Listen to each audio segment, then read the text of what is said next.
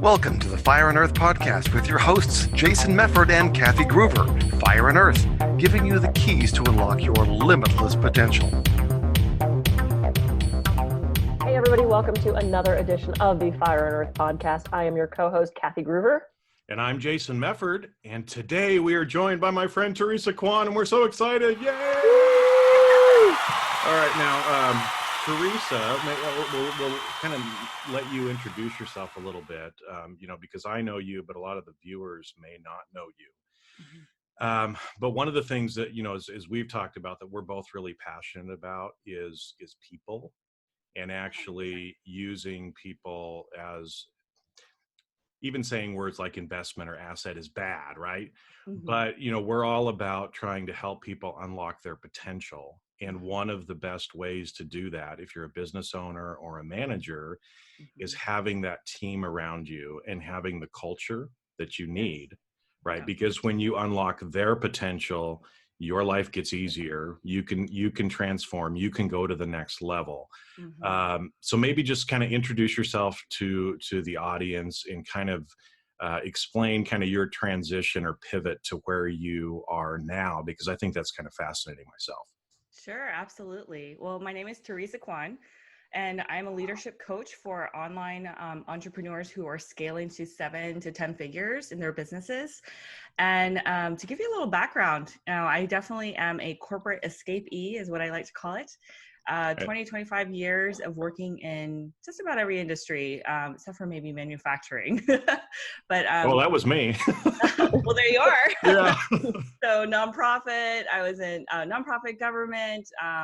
I've been in global government. I've worked in IGOs. I've worked in corporate, the Fortune 500, also Global 2000, and then most recently in tech startups in the Austin space. So native Texan, born and raised here, but also am a global globetrotter. So I base out of Texas, Austin, Texas, and I have been traveling the world for pleasure and for business for probably like 16 years. Mm. So yeah, really excited. Last summer, I just finally came to a YOLO moment, if you want to call it that. You only live once, and chose to move out of, to fold my corporate consulting business, to step out of working in-house. I was working in the tech startup scene here, and to really focus on the things that are a priority in my life. The things that we always say, like, oh, we want to spend more time with our families, and we want to do this and that. And, it just occurred to me, it's like, I'm not getting any younger. And I'm watching my health decline. Like, I was in the hospital and just not doing well. And also just, had my marriage on the rocks. And it just had this moment of like, I can't do this anymore. Like, this isn't for me. And my values aren't lining up with my work and who I'm working with. And, all of those things, sort of the stars aligned. And I just said, goodbye. Off you go. Yeah, goodbye. And I set up shop virtually online. So now I work virtually with clients, and specifically online entrepreneurs who are striving to seek a more balanced life, right? Mm-hmm. Who are interested in impact, and that aligns more with my mission. So I look for purpose-driven, impact-driven entrepreneurs who are in the online space who need the very coaching and skills on how to scale their businesses. And team and people is a real core part of that. So, so excited to be here and being able to offer programs and coaching and consulting services for this space. And it's been amazing. It's been such a great shift away from suits and airplanes and waking up in the morning and not knowing which city you're in because all the hotels look the same. Jet lagged all the time, See, I like that. But I feel your pain. I'm weird. I like waking up and not knowing what time zone I'm in and which direction the bathroom was. And I know there was toilet paper. I've done that where I'm in the bathroom going, okay, I know. Wait, no, that was last night. It was on this side. Okay. 2 nights ago, it was under the sink. Okay, I'll find it. Under the sink. Well, it was a bad hotel. It was a low budget thing. Yeah, maybe I was dreaming it. I don't know. Anyway, so you used one of my favorite words, Tracy. You said about values. And one of the things that I've been working on from a personal perspective, and I know this translates very easily into business, is figuring out your values, doing the values cards, doing values exercises, because you can't make things in alignment with your values unless you know what your values are. That's so right. do you have a technique? Do you have something that you help get people to their values? Yes, 100%. So it's actually, so I have a series of workshops that I've been doing with lots of my clients that have now incorporated all into a program. And so I do have, doing it virtually is very different than in person, right? Where we can, put out values cards and start to like cluster them together, right? It sounds like you've done that activity before. They're sitting right there. Exactly. So, but I do this now virtually, and some of it actually starts with, just it depends on like how many people are involved, right? Like it could be just the business owner, or it could be also their partner or their business partner, or their even, key employees. And so what I like to do is just kind of have a conversation. And in fact, I was actually talking to a brand strategist who uses a very similar technique. But we just start having conversations and asking for stories of like the most impactful things that have happened in their lives, what were pivotal points in their life. And we start recording all of those things. And I start recording also keywords, like trigger words that they start to use. And then from that activity, I put that away. And then I usually give them like a whole, like I'll give them sheets of words. And so we'll start like saying like, okay, start like circling, like you get to circle 25 words that seem to resonate with you. And then we go through an elimination process. Then I bring back the stories and I remind them and say like, here, like this is a great word. And here are some stories what story seems to connect with that, right? So it helps them take it from like this conceptual ideal, like honesty, truth, like I believe in like good people and changing Justice. the world, right? Like, because, sometimes they're so just some values. I mean, that's my own, like, so get a little lofty. Some people's values, I'm just like, Xerox copy, like so not unique, but I understand the process to get there. So what I try to do is have it be in their own words, right? Like, don't just like, it's lofty ideals, but like, let's incorporate it into your story. And let's incorporate too, like things that like truly you care about clearly because it's in your life story, right? And then also it's like tying it to that world of like, what world are they trying to create, right? So this is where it blends in with your vision, the vision, the oh shit, like I don't, can I change the world vision? And like, how do we tie that together? And then when it comes to a business owner, I would say that another thing I like to incorporate is it's like, I always call it the exercises I use, I always say if you're creating a company culture, you're creating a nation island named Jason. And so the people in the nation island of Jason, like how do they talk? What are their traditions? What are their cultures? Like, how do they eat? What is their daily like? And what are, all those things. And, distilling the DNA of this person into what would be codified into core values, right? So the process that I use is, I would say, different than like your traditional sort of just core values, like, oh, we identify with this and we identify with this word. But I like it to be more of a story and have it connect or really harness the DNA of the founders or the core people of the company. So that way you get to attract more people just like that, right? People that are like, oh my gosh, that's so me. I'm already a citizen of this island nation of Jason and Kathy, and I need to be a part, right? So that's how I kind of a generic but wash over of like how I treat core values. Yeah, cool. Well, and I think it's interesting too, because, you shared your story to begin with, right? And we said, before you can really focus on values or creating a culture, you have to know what they are. Yeah. But the problem is so much of the time we just kind of live life, right? And we get in a rut and we do all these things. And, you kind of shared that in your story. And I've had that in my story, and Kathy, and everybody does, where all of a sudden, you stop and it's like, holy shit, right? I just cannot take this anymore. I have to do something different. And that's when, because we talked before about catalyst moments. Yep. These points where, again, it's like you're sitting on the bed in the hotel room and you're like, I cannot be on the road 40 weeks next year, right? I just cannot do that anymore, right? Yeah. And so then you start going into some of that introspection and realize what really is important to me. And then, like you said, translating that into, okay, now you as the leader, you have to get your shit together, right? You've got to change. You've got to do whatever you need to do to start creating that utopian island of Jason, right? And then you've got to start trying to find or attract people, to you to create that culture so that you can, like you said, if you're pivoting your business and trying to go a different route, it might mean you need new people. Yep. Right. Or you might need to think about people that work with you differently, because it always gets me, words like human resources. Right. And I hate it because I don't hate the human. I hate the resource. Right. Because employees are not resources to be used up and spit out, but companies tend to do that. They're humans, right, that have potential that we can unlock, that, they will die for you if they believe in your culture and in what you're trying to do.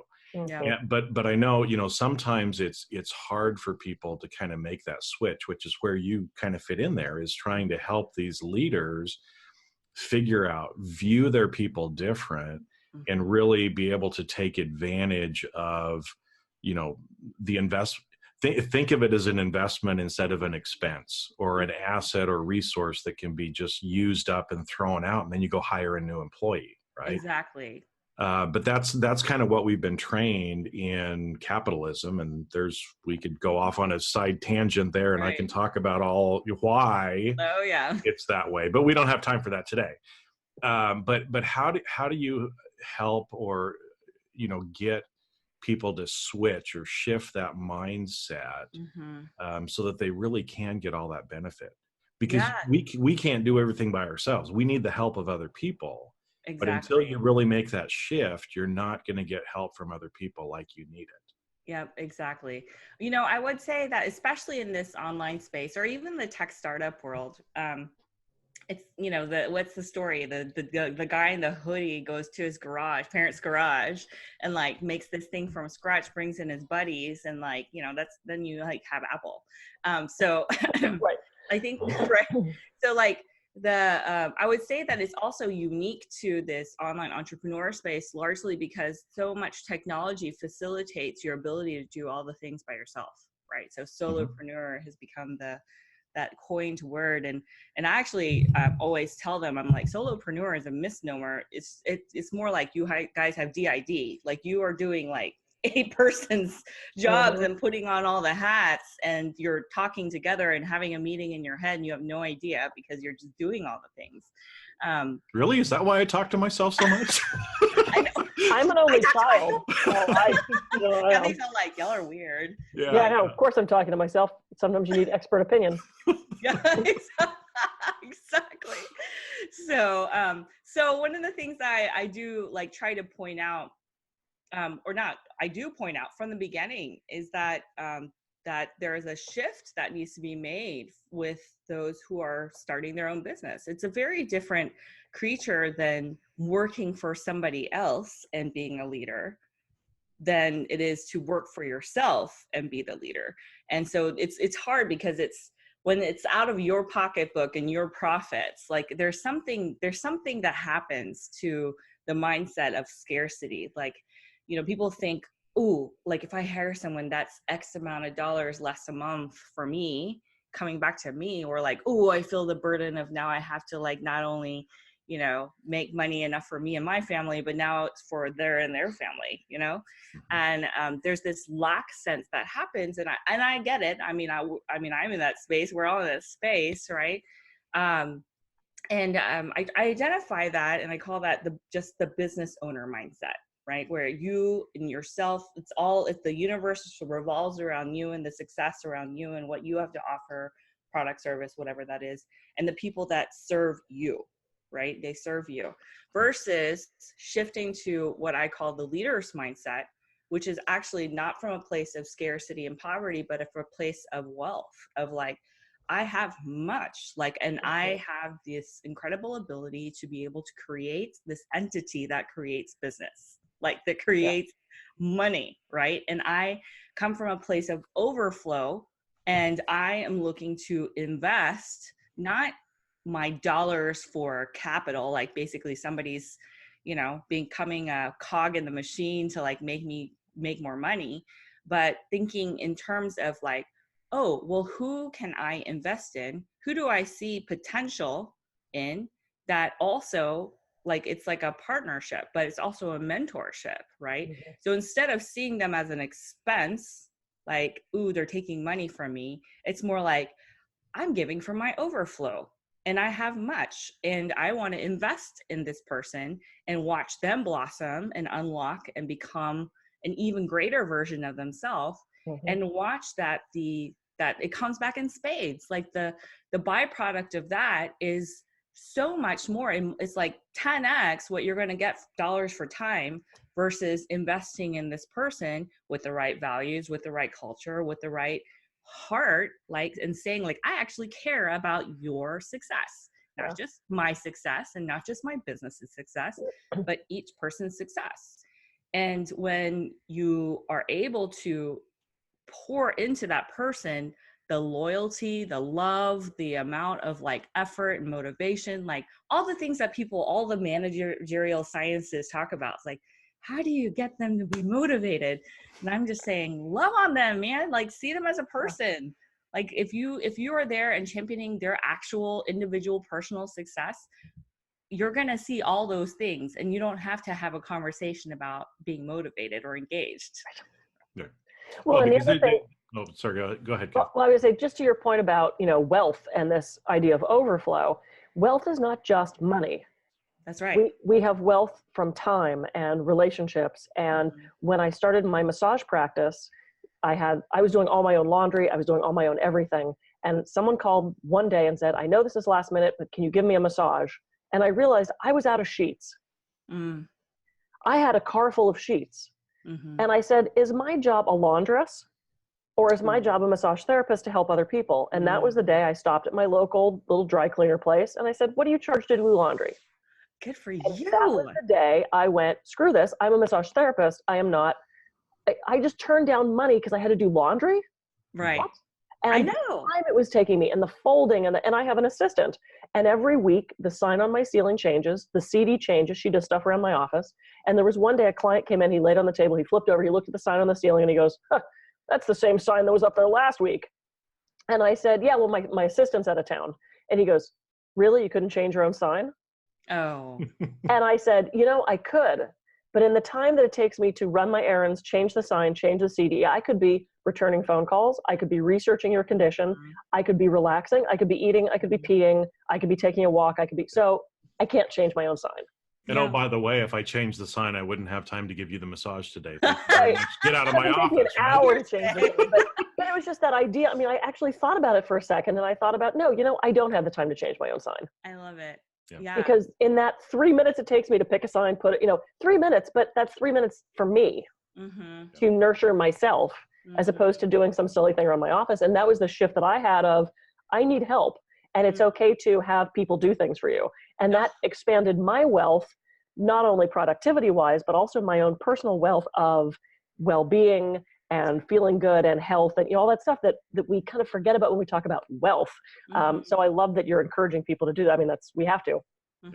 Yeah, because wealth is not just money. Like, there's a difference between riches and wealth. And wealth is and you can be rich in all of, energy and time and things like that. But wealth, like, is from a place of, it's just you just know that it's there. Like, for me, when I think of a wealthy person, they're not stressed out about money, or if they have enough money to buy their whatever, or you know what I mean. There's this place of like, feeling solid, feeling secure, knowing where you are, knowing that like it's as an overflow, right? I love that you made that shift, and it's so interesting because most people would batter themselves. I find a lot of my clients who say like, oh, it's just going to take me so much longer to explain, and I'm just going to do it myself, right? And I'm like, let's talk about what your hourly rate is. You know, like how much do you charge? What do you think your time is worth? And okay, and they're like, oh, but it's going to take 10 minutes. Like I was just counseling somebody yesterday about, you know, whether she wants to just bring in somebody to do this quick thing. And I was like, let's talk about this. Like, this is not an activity that, like, if you are a business owner, if you are a leader of a business, if you run your own business, you're effectively the CEO of your business.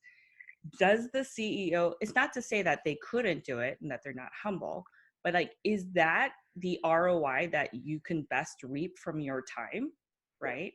Like, and it's not to say that some tasks are lesser than. There are some people who are more specialized than you. I'm all into like hire people who are smarter and better and going to be better than you can ever do it. But there's also just the sheer fact of like what are you doing to like grasp onto everything and like come from a place of lack, come from a place of self-sufficiency. And that's not a very unlocked or open place to be in, like even your posture when you try to do all the things, right?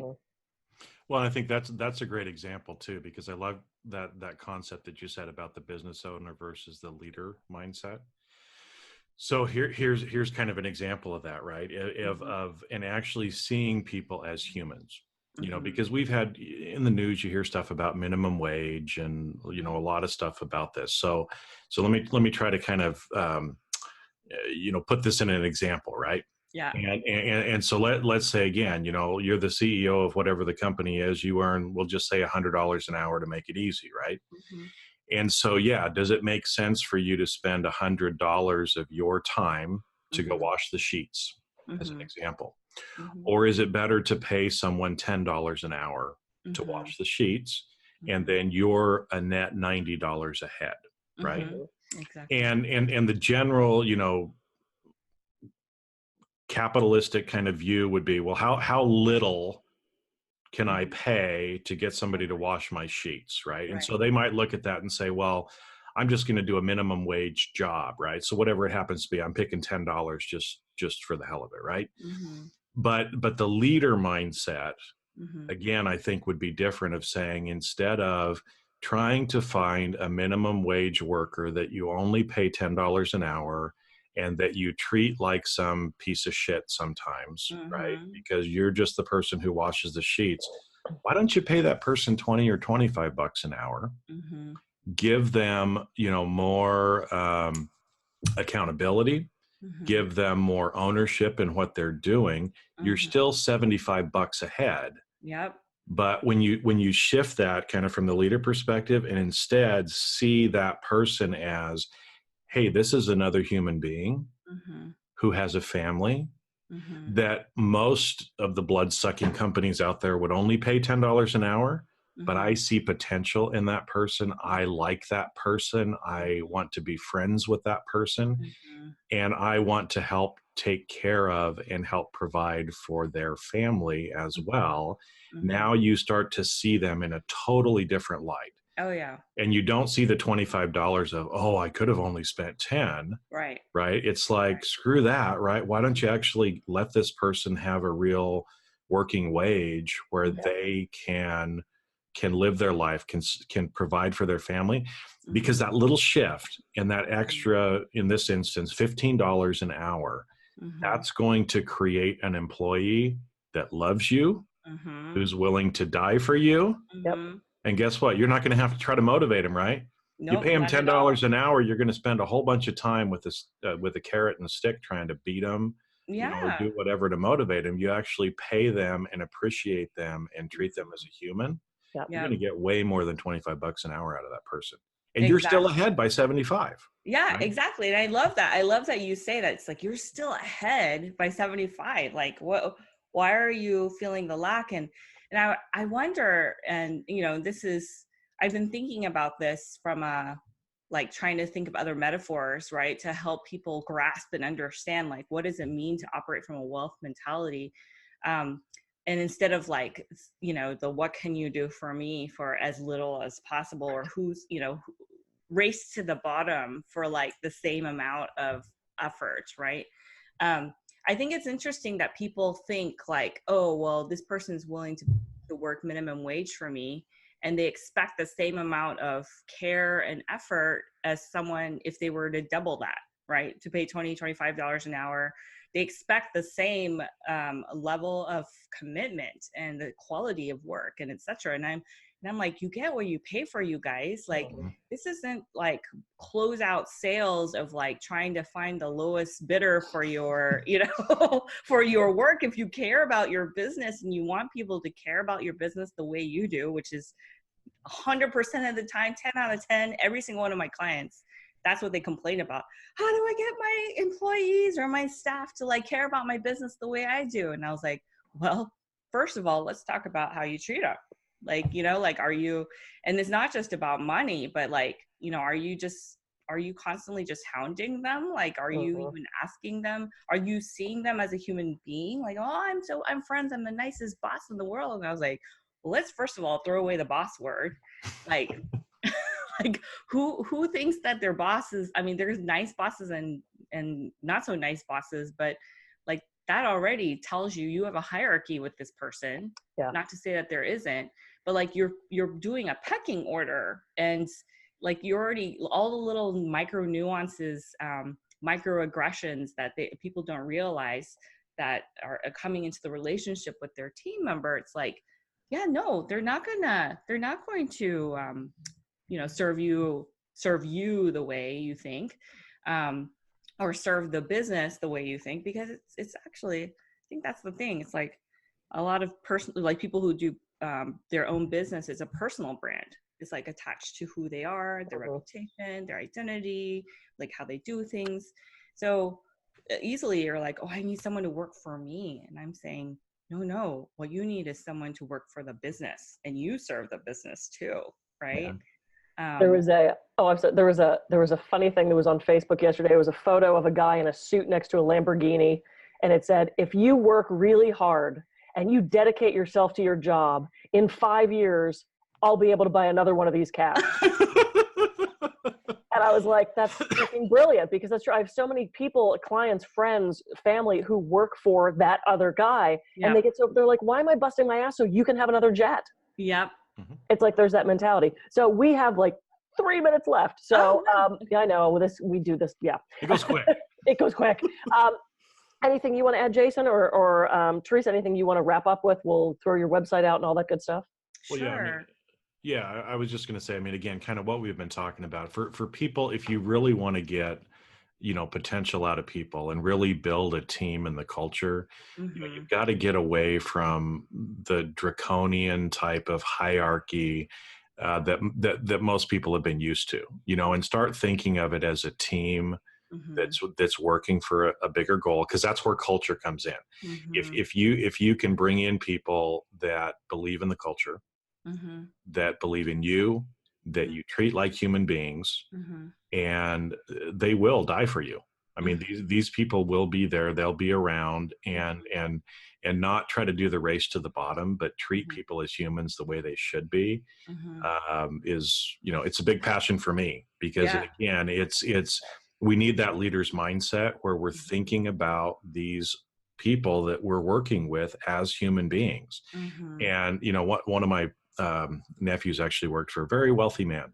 I guess I did too, but this different guy. And this guy told him once, and he still had his business and he was still running his business, but he told my nephew, he said, after the first 200 million, you don't really notice a change in your lifestyle. Right. And it's like, okay, I can get that. Right. I'd like to try that. Okay. I'd like to You'd like to try that? Yeah. I would just like to see. Prove it. Yeah. So that kind of begs the question, right? Why does this guy still have a business? And it's to be able to provide jobs and help the people that he works with, right? This guy's already filthy stinking rich, but he gets it, right? He understands that by doing this, it's not to make him any more wealthy, because he's not going to notice a difference, but helping somebody that, would be that $10 an hour employee and paying them 20, doubling effectively what they could earn, the benefit that has to that person, to society. Exactly. That's what the leader's mindset is about for me. And that's why I was excited to have you come on. So Aw. anyway, I'm just kind of rambling, but yeah, we'll let you kind of close out. Give us, Sure. Well, I mean, I just like, definitely, you totally understand where I'm going. It's like the leader is thinking about a legacy. The leader, like a business owner, is thinking about providing for themselves, right? And so when you adopt a leader's mentality, a leader's mindset, and you know that you are building a legacy that has an overflow and an impact on society, like it's so much more than just yourself. It's really about everybody else. And I always say, like, sounds like a meme, but purpose over paycheck. Like, people are dying to find something that aligns with what they want to accomplish in life, or feel proud that their 8 hours a day are going towards something greater than just making somebody get another Lamborghini, right? And I'll leave this with this thought, and I don't know if any of y'all are Downton Abbey fabbies. I'm Downton Abbey fan right here. But I love watching like period pieces, largely because while there were things that were not good about the feudal system, one of the things that I loved was, it's interesting to watch the lords who have all this land care so much about the people that they are bringing to work the land, right? And how, like, they have figured out that it's also about their well-being, right? And the whole village that's around them. But that if they don't have people to help work that land land also depreciates, right? So knowing that, like, a business that you're creating, which nowadays is way easier, I think, than it was even 10 years ago with the internet, is that when you're creating a business, it's a lot like that. It's like you have now, like, created real estate to cultivate, and there's no way that you can cultivate all of that yourself. And if you think of an overflow of, like, let's invite people to do this, not just for my well-being, but also for theirs, right? And for the prosperity of all, that's thinking more along the lines of overflow wealth and building a legacy, rather than just trying to build my own little empire. And not seeing people as an expendable resource, or and just an asset, but really it's a symbiotic win-win investment, right? And not only your gain, but also their gain. And so that's my encouragement for everyone that's your listeners here. And I love this conversation. Thanks for having me here. Oh, absolutely. And how can people reach you? Sure. I am at daringlygreat.com, and I love to connect with different people who are thinking about this space, thinking about growing their legacy. And you've realized, like, you need to build the right kind of team around you. And so I'd love to help you in any way I can. Awesome. You've been great. Thanks so much for being here. I'm Kathy Gruver. I can be reached at kathygruver.com. And I'm Jason Mefford. I can be reached at jasonmefford.com.